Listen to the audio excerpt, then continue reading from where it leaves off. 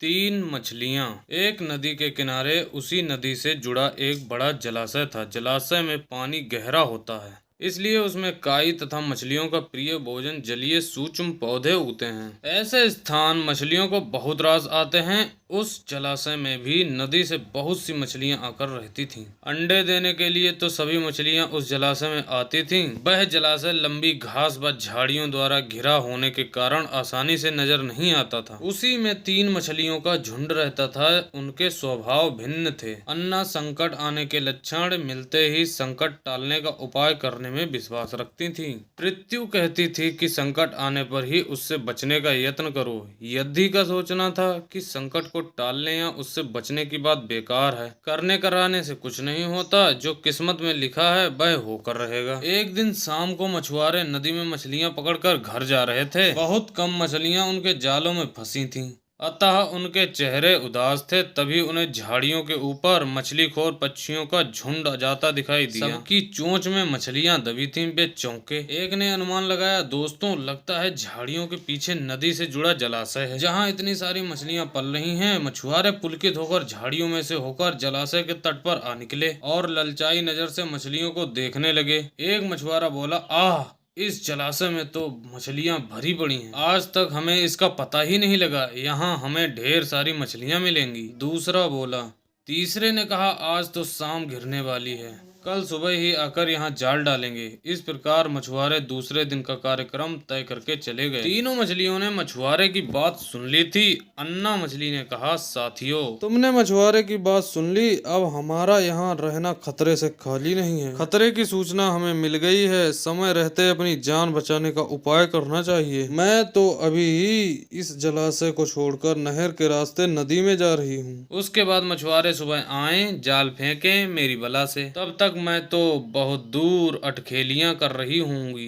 पृथ्वी मछली बोली, तुम्हें जाना है तो जाओ, मैं तो नहीं आ रही। अभी खतरा आया कहाँ है जो इतना घबराने की जरूरत है।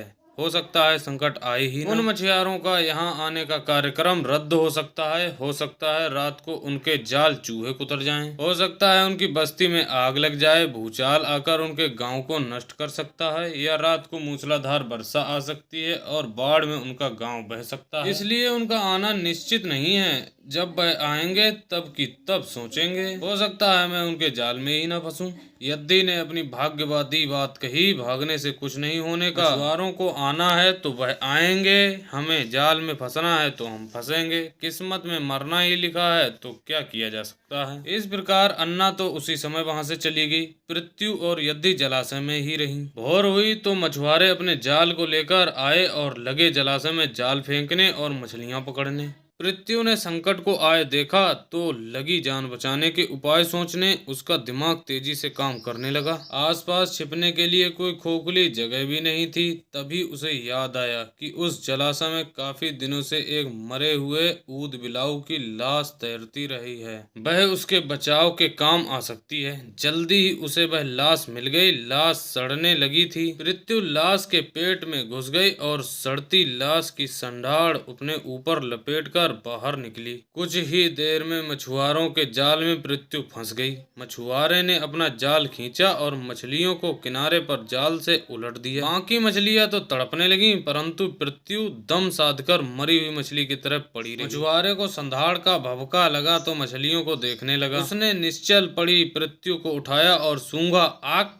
यह तो कई दिनों से मरी मछली है, सड़ चुकी है। ऐसे बड़बड़ाकर बुरा सा मुंह बनाकर उस मछुआरे ने पृथ्वी को जलाशय में फेंक दिया। पृथ्वी अपनी बुद्धि का प्रयोग कर संकट से बच निकलने में सफल हो गई थी। पानी में गिरते ही उसने गोता लगाया और सुरक्षित गहराई में पहुंचकर जान की खैर मनाई। यद्धि भी दूसरे मछुआरे के जाल में फंस गई थी और एक टोकरे में डाल दी गई थी। भाग्य के भरोसे बैठी रहने वाली यद्धि ने उसी टोकरी में अन्य मछलियों की तरह तड़प तड़प कर प्राण त्याग दिए। सीख, भाग्य भी उन्हीं का साथ देता है जो कर्म में विश्वास रखते हैं और कर्म को प्रधान मानते हैं। भाग्य के भरोसे हाथ पर हाथ रखकर बैठे रहने वाले का विनाश निश्चित है। हमें उम्मीद है आपको ये कहानी जरूर पसंद आई होगी। ऐसी ही कहानी सुनने के लिए हमारे चैनल को सब्सक्राइब करें और साथ में बेल आइकन को भी दबाएं। धन्यवाद।